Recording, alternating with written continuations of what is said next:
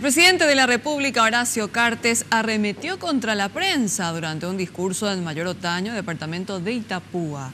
Pidió a los presentes no enojarse con la prensa porque, según él, los periodistas no conocen los problemas del país.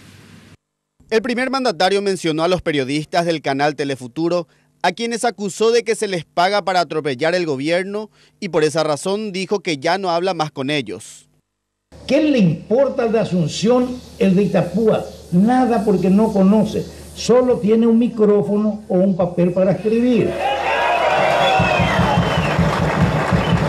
Hay periodistas, hay que decirlo, en Telefuturo, eso que se les paga para atropellar al gobierno. El gobierno no habla más con ellos. El gobierno trabaja y seguirá trabajando en pos de la gente. El país funciona sin ellos, no nos quedemos ahí.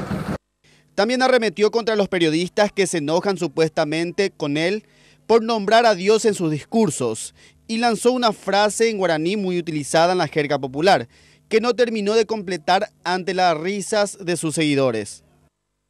Yo muy contento y también doy gracias a Dios. Algunos periodistas también se enojan porque decimos gracias a Dios, pero tojona todavía.